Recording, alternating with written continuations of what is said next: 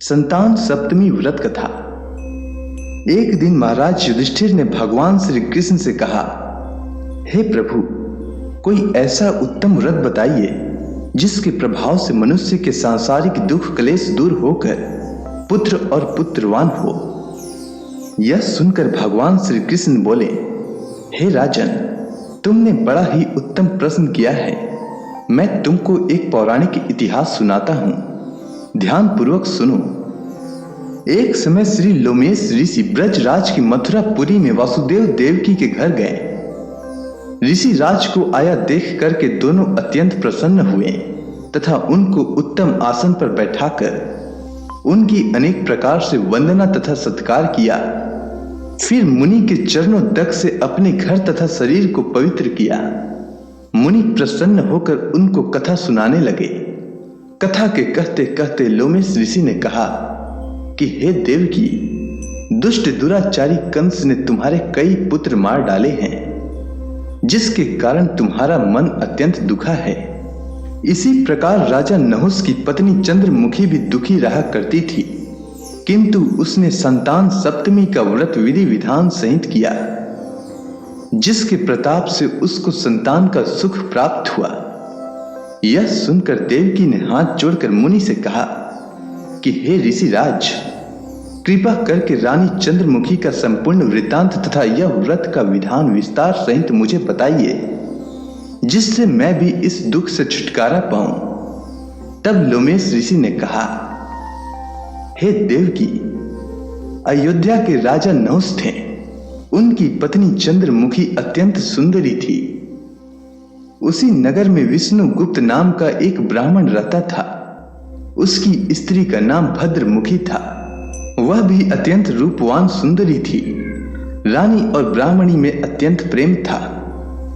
एक दिन दोनों सरयू नदी में स्नान करने के निमित्त गईं। वहां उन्होंने देखा कि अन्य बहुत सी स्त्रियां सरयू नदी में स्नान करके निर्मल वस्त्र पहनकर एक मंडप में श्री शंकर एवं पार्वती की मूर्ति स्थापित करके उनकी पूजा कर रही थीं। रानी और ब्राह्मणी ने यह देखकर उन स्त्रियों से पूछा कि बहना, यह तुम किस देवता का और किस कारण से यह पूजन व्रत आदि कर रही हो? तब यह सुनकर उन स्त्रियों ने कहा कि हम संतान सप्तमी का व्रत कर रही हैं और हमने शिव पार्वती का पूजन चंदन अक्षत आदि से षोडशोपचार विधि से किया है। यह सब इसी पुनीत व्रत का विधान है। यह सुनकर रानी और ब्राह्मणी ने भी इस व्रत के करने का मन ही मन संकल्प लिया और घर वापस लौट आई। ब्राह्मणी भद्रमुखी तो इस व्रत को नियम पूर्वक करती रही, किंतु रानी राजमत के कारण इस व्रत को कभी करती और कभी भूल जाती। कुछ समय बाद यह दोनों मर गईं। दूसरे जन्म में रानी ने बंदरिया और ब्राह्मणी ने मुर्गी की योनि पाई। इधर ब्राह्मणी मुर्गी की योनि में कुछ भी नहीं भूली और भगवान शंकर तथा पार्वती जी का ध्यान करती रही। उधर रानी बंदरिया की योनि में सब कुछ भूल गई। थोड़े समय के बाद इन दोनों ने यह देह त्याग दी। अब इनका तीसरा जन्म मनुष्य योनि में हुआ।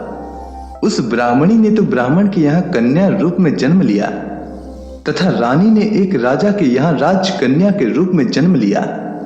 उस ब्राह्मण कन्या का नाम भूषण देवी रखा गया तथा विवाह योग्य होने पर उसका विवाह गोकुल निवासी अग्नि झील नामक ब्राह्मण से कर दिया। भूषण देवी इतनी सुंदर थी कि वह आभूषण रहित होते हुए भी अत्यंत सुंदर लगती थी कि कामदेव की पत्नी रति भी उसके सन्मुख लजाती थी। भूषण देवी के अत्यंत सुंदर सर्वगुण संपन्न चंद्रमा के समान धर्मवीर कर्मनिष्ठ सुशील स्वभाव वाले 8 पुत्र उत्पन्न हुए। यह शिव के व्रत का पुनीत फल था। दूसरी ओर शिव विमुख रानी के गर्भ से कोई भी पुत्र नहीं हुआ और निसंतान दुखी रहने लगी। रानी और ब्राह्मणी में जो प्रीति पहले जन्म में थी वह अब भी बनी रही। रानी जब वृद्धावस्था को प्राप्त होने लगी तब उसके एक गूंगा व बहरा तथा बुद्धिहीन अल्प आयु वाला एक पुत्र हुआ और वह 9 वर्ष की आयु में इस क्षण भंगुर संसार को छोड़कर चला गया। अब तो रानी पुत्र शोक में अत्यंत दुखी हो व्याकुल रहने लगी।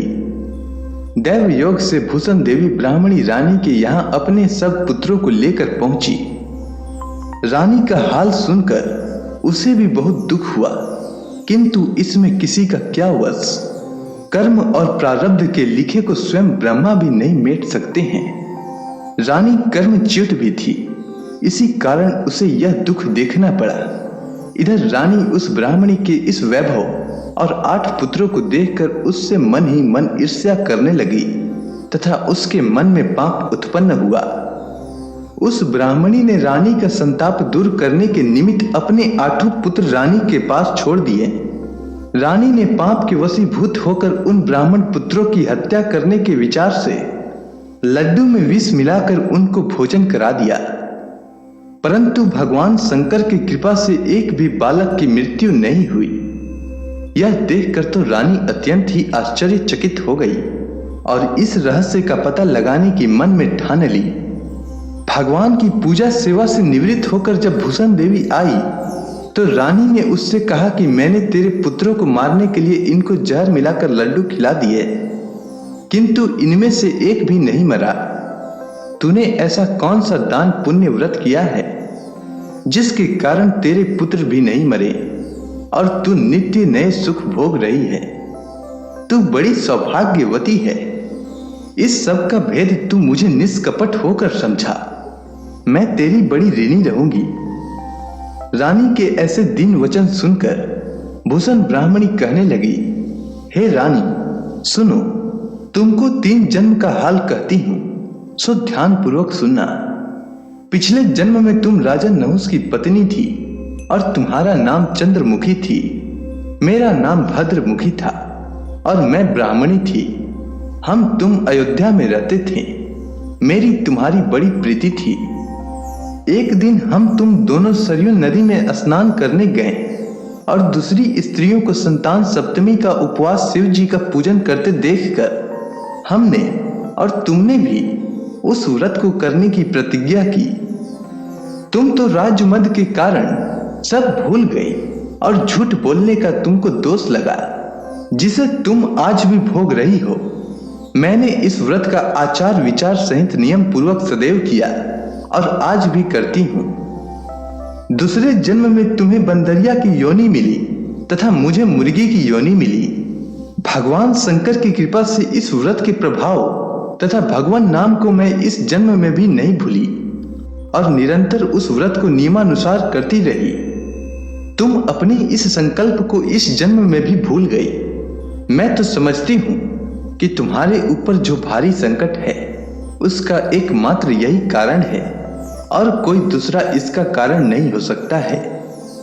इसलिए कहती हूँ कि अब से तुम भी संतान सप्तमी के व्रत को करो, जिससे तुम्हारा यह संकट दूर हो जावे। इसके बाद लोमेश ऋषि कहते हैं, हे देवी, भूषण ब्राह्मणी के मुख से अपनी पूर्व जन्म की कथा तथा व्रत संकल्प इत्यादि सुनकर रानी को पुरानी बातें याद आ गई और पश्चाताप करने लगी। अब रानी भूषण ब्राह्मणी के चरणों में पड़ क्षमा याचना करने लगी और भगवान शंकर पार्वती की अपार महिमा के गीत गाने लगी। उसी दिन से रानी ने नियमानुसार संतान सप्तमी का व्रत किया, जिसके प्रभाव से रानी को संतान सुख भी मिला तथा संपूर्ण सुख भोग कर रानी शिवलोक को गई।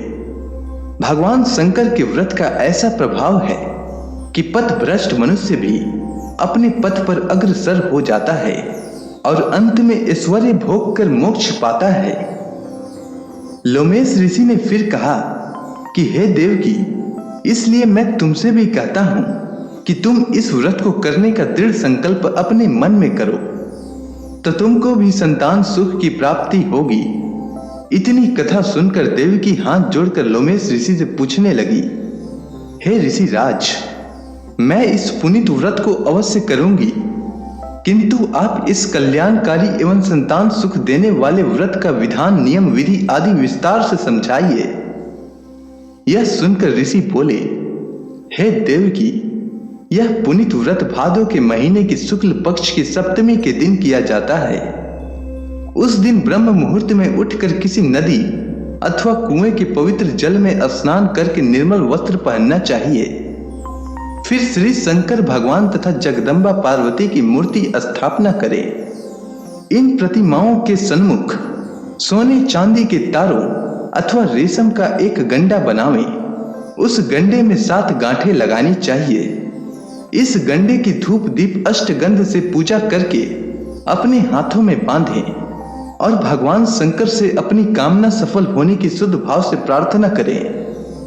तदंतर 7 पुआ बनाकर भगवान को भोग लगावें और साथ ही पुआ एवं यथाशक्ति सोने और चांदी की एक अंगूठी बनाकर इन सबको एक तांबे के पात्र में रखकर और उनका षोडशोपचार विधि से पूजन करके किसी सदाचार धर्मनिष्ठ कर्मनिष्ठ सपात्र ब्राह्मण को दान में दे देवें।